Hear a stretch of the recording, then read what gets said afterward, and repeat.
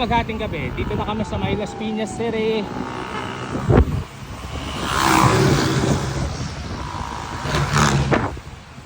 Iris na kami.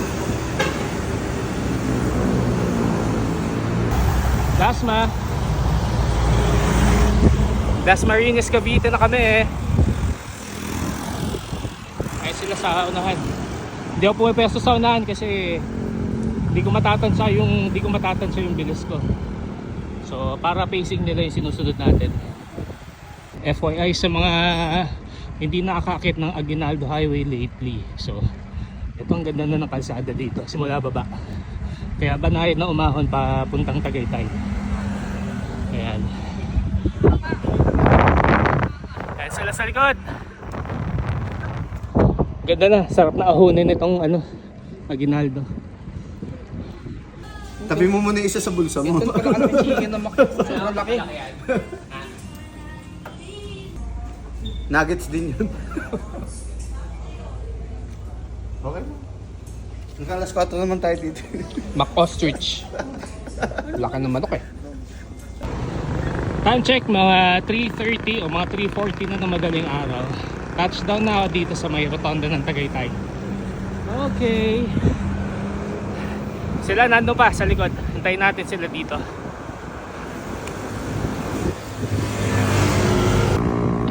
Ayan sila.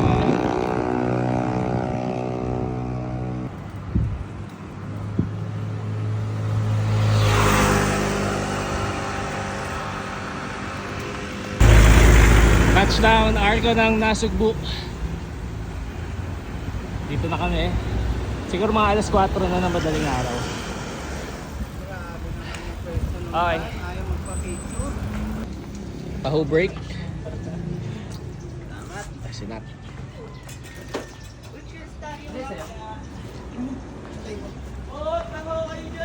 Good morning! May araw na! Woohoo! Haba na lusong. Halos isang oras yata lagpas. Good morning! May araw na! Haba na lusong kanina. Grabe. Wala Nasugbu. Haba. Ganda ng kalsada oh. Puro asfalto. Sarap mag-bike. Ingat lang, ingat.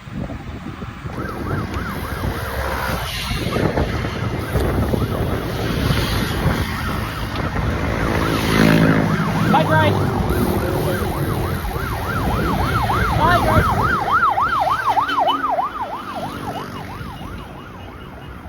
Bike right. Bike right. Bike right. Bike right.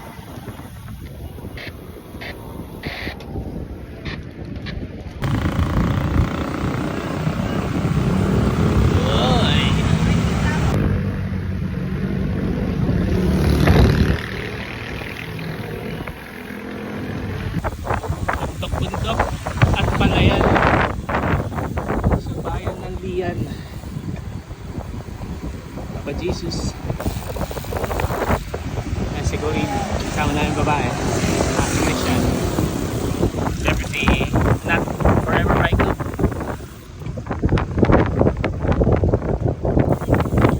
Ano na lang 32 kilometers.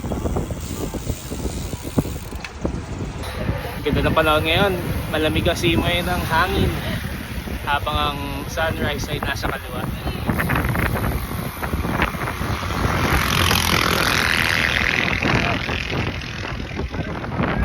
Good morning, good morning! Good morning sa inyo lahat! Walang GoPro!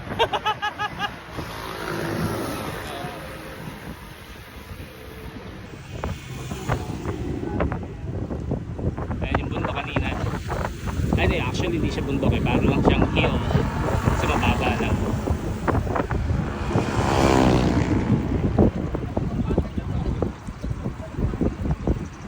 Sarap na hangin, malamig,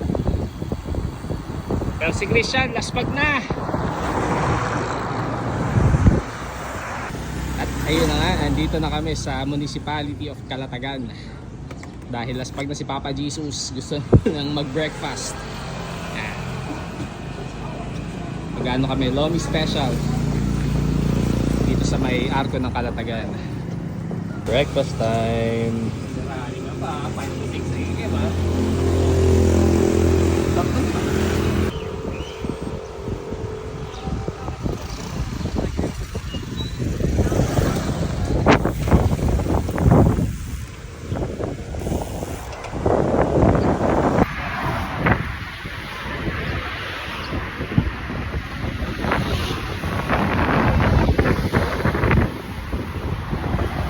Okay, mon dito na kami.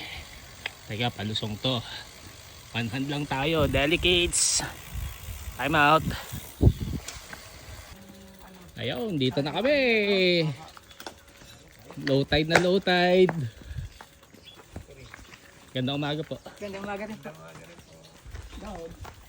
Ayan, dito kami matutulog sa kubo na yan. Aircon yan sa loob. Oh. Ano pangalan ng resort na ano?